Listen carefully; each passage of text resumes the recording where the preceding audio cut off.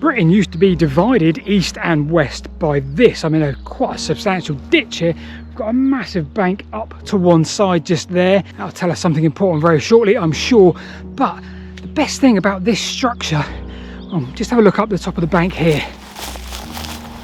Okay, so if I climb out of the ditch from this point, I can see this heads in that direction south for quite some distance, and if I can spin the camera around without dropping it, well, we head off to the north in that direction for quite some distance too. Now, broadly speaking, I'm in the centre of southern Britain. Geographically, well, I'm splitting the west from the east. So what exactly is going on here? Now, if you like your history, you've probably heard of a few historic walls in Britain. Hadrian's Wall in the north, the Antonine Wall even further north, and maybe even Offa's Dyke and Wands Dyke in the early to Middle Ages. Well, now we have another to add to that list. Of course, it was already on the list, but looking at the sheer scale and size of this one, the direction, well, I feel it's quite important that we talk about it and we try and understand who constructed it. What were they doing? Were they protecting the west from the east, perhaps? How long was it? So many questions, and maybe those questions will help us try and understand the history at the time. Welcome to the story of the Bokerley Dyke.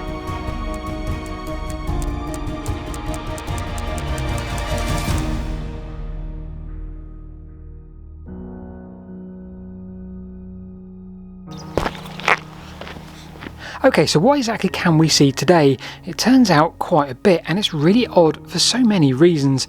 So as I'm stood in what I consider to be the middle of the extent of this wall, this is Martin Down, and I'm just inside Hampshire. Now, the wall and its huge bank on that side and the ditch that I'm stood in this side, not a lot on that side at the moment, well, that went at least 2 or 3 kilometres in that direction to the north and at least 2 or 3 kilometres in that direction to the south.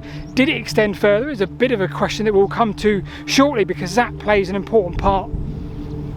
Now, if I walk to the other side of the wall, if I step through the wall to the west, well, then I'm in Dorset. So the modern county border of Hampshire and Dorset actually follows this earthwork in significant part.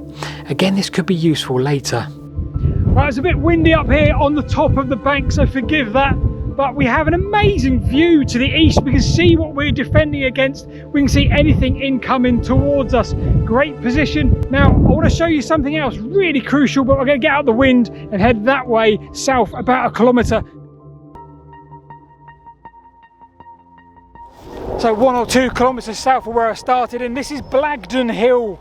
And it's said to be the greatest extent of this earthwork, representing what it used to be and used to look like when it was what it was. And up here on that hill, you really get a sense of it. Now let me climb down into the ditch. I'll tell you that we have from width to width that way 27 metres. Now I'm now 5 metres from the top of the bank, way up there. I'm 3 metres on this side from the actual sort of ground level, and don't forget this would have silted up quite a bit, and the view here I can see from miles. I feel like I can almost see back to Salisbury. This really rivals things like Offa's Dyke and Wands Dyke, but it gets even weirder. Now, back up to what I referred as the middle part of this, the Martin Down section, things get really curious because this section here is even wider, largely because it's double ditched as we head north. So think of your double ditched hill fort. Okay, so there is a lot we can see, but what about what we can't see? Okay, so I'm just walking up to the top of the ridge here ahead of me. This is Stone Hill Gate, and I'm around 1 kilometre or 2 south of where I was with the earthworks of Bokerley Dyke. I'm in the mad earthworks. Now, according to the old maps, well, they stop further north of here before we get to this point here, but here is the thing, the earthworks do continue, just with a notable difference. They're much smaller. We're talking maybe 1 metre instead of 5 metres. Now this sounds more like a boundary ditch, like Grimm's Ditch and such of the late Bronze Age, early Iron Age. Okay, so take a look at this. This is part of that smaller line.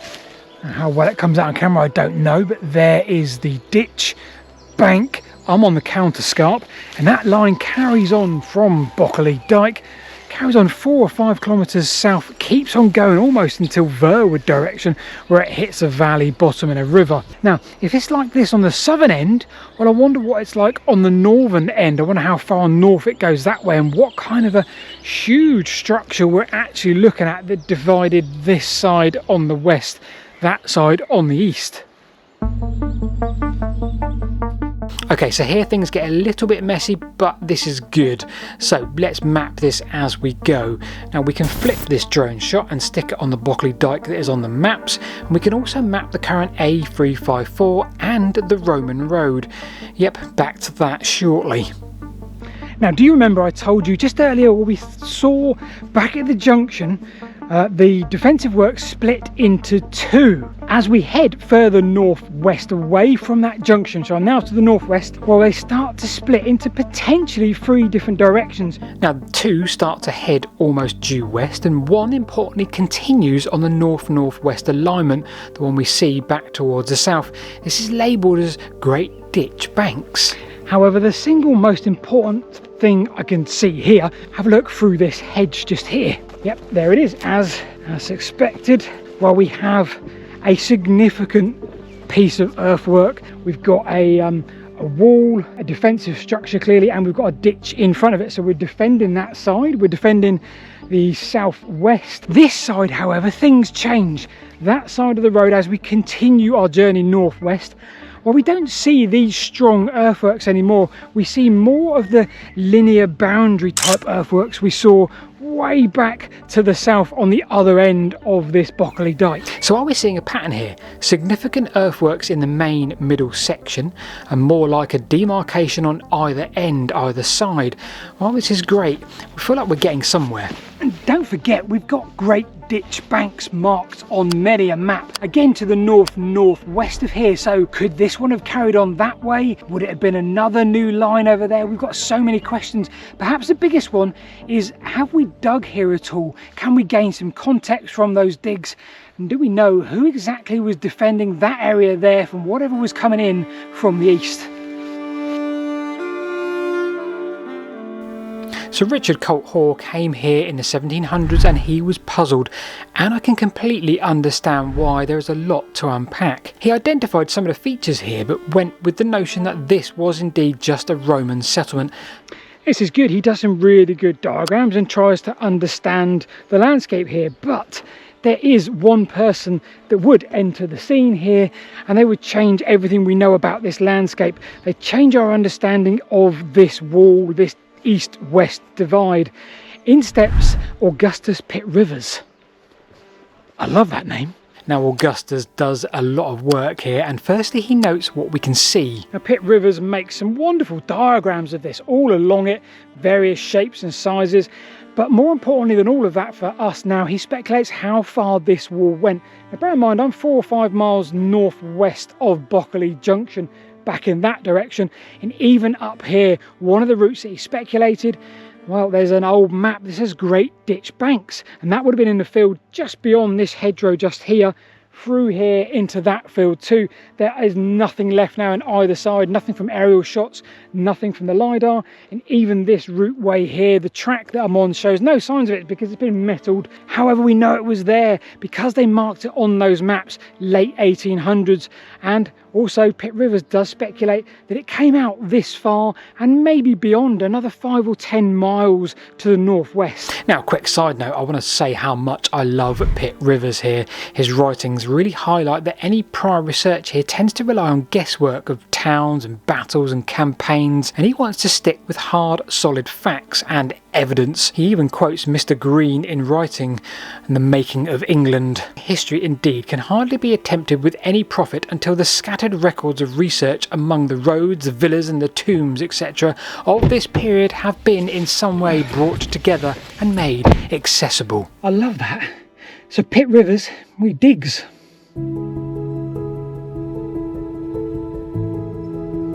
The year is 1888, and Augustus Pitt Rivers, here's the farmer via a friend that seems to be digging into one of these huge banks here, just the other side of the road at Wood Yates Farm. He's dressing all of his field in the soil from this bank. Augustus Pitt Rivers is alarmed by this and learns that the farmer also found 5 Roman coins within it.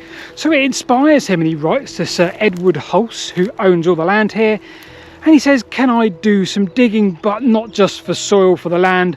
I'd like to do some proper archaeology. So those initial coins found by the farmer dated 268 AD to 350 AD.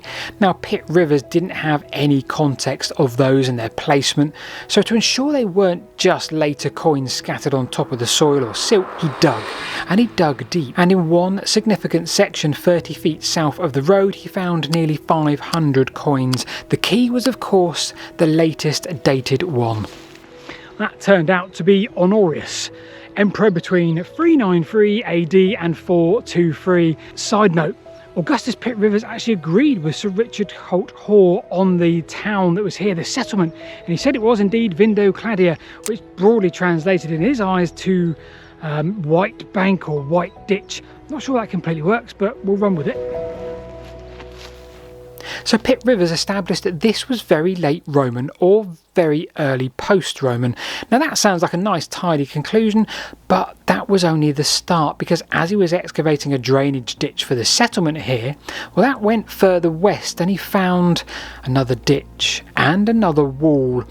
Now because of the way this interacted with the drainage ditch, he knew that this was earlier than the former.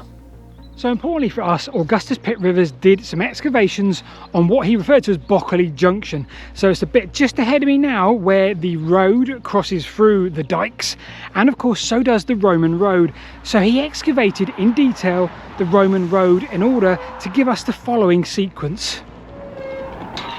1. The Roman road was constructed, no reason to doubt, soon after 43 AD. 2. The rear dike was constructed sometime after 364 AD, blocking the Roman road off completely.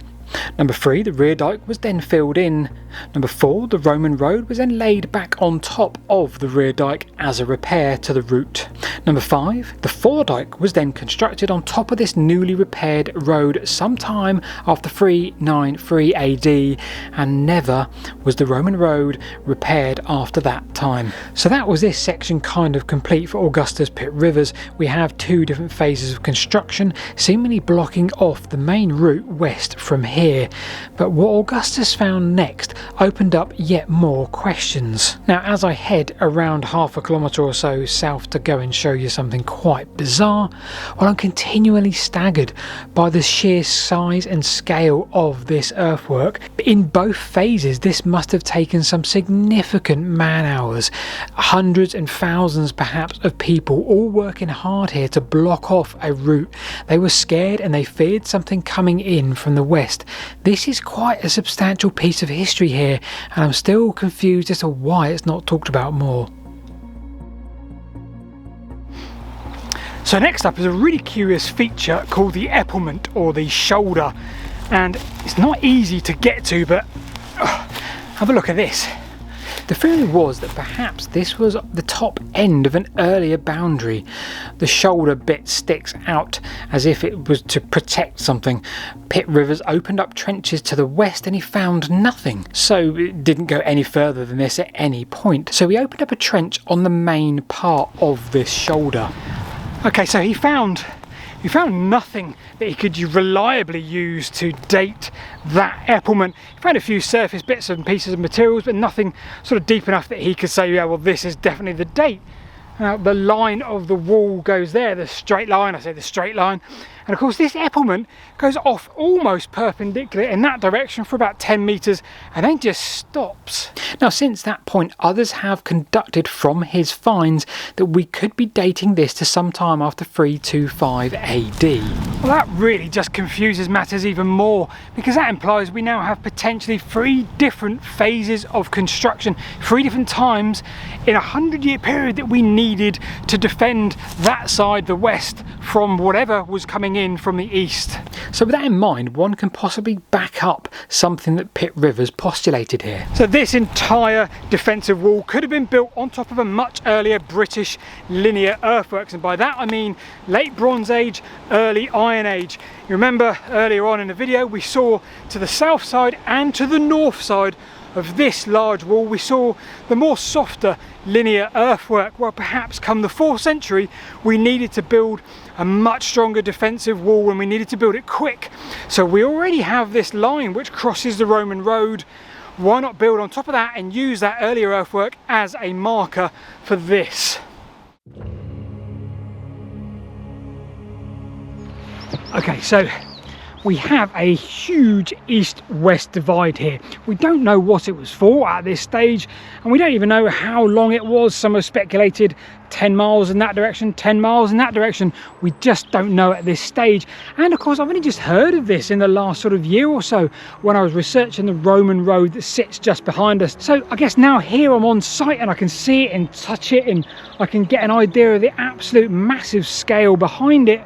Well, now I kind of want to try and piece it together and put into context what Augustus Pitt Rivers did with what we know about those eras in history.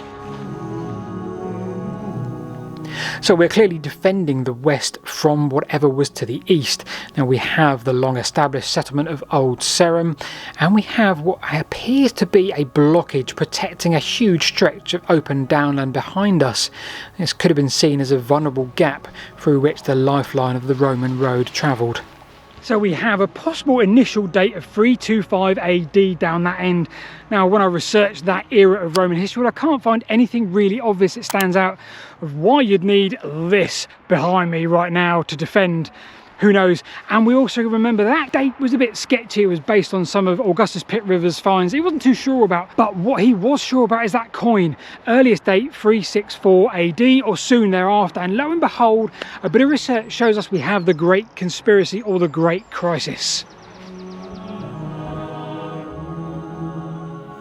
We have the Picts crossing from Hadrian's Wall from the north, and we have the Scoti from what is now Ireland from the west, and importantly perhaps for us, we have the Saxons arriving from Germania and the southwest. It's said that the entire north and west was overwhelmed, cities were sacked. But the south and the east, not quite. Perhaps we have news of this spreading fast throughout Britain, and perhaps we have news that Venta Bulgarum has been taken and will Sarum be next. And don't forget, if you're building in haste, which you probably were for whatever reason, well then you may well follow a line that was already here. Don't forget we have evidence either side of that huge linear late Bronze Age, early Iron Age boundary.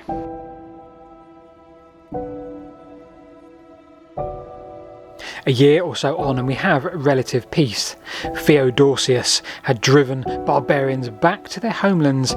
Now this ties in very nicely with Pitt Rivers saying that soon after the rear dike was constructed it was filled back in again. We have the repair of the Roman road, but that's where my guesswork stops.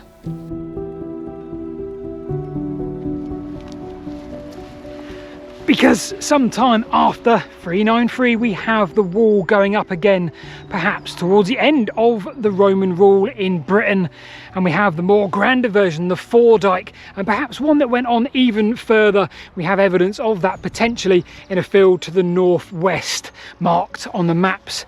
Now of course when that foredike went up, this more grander version, and it blocked the Roman road and the route west once again, well it was never taken down and the Roman road was never repaired. So are we seeing areas now once again protecting from the incoming Saxons? That date of 393 AD does indeed mark the earliest point at which this could have been built. So could we be talking very late Roman era or very early post-Roman? My feeling is probably an obvious one, I guess. We have the date 393 or thereafter. Well, perhaps 410 AD when we see the removal and withdrawal of troops from Britain of the Romans. Honorius even himself said, well, the Britons will have to look after their own, and maybe that's what this is. Maybe this wall is, again, we're just rebuilding the wall that was already here, refortifying it, because now we have no Roman protection and we don't know what's coming in from the east, or maybe we do know what's coming in from the east.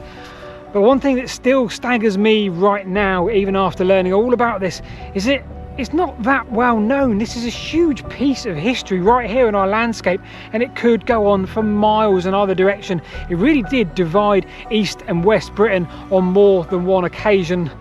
So come and have a look at it, come and see it, and maybe ask if we can do some more archaeology on it. Either way, click on the like button. I'll see you this time next week.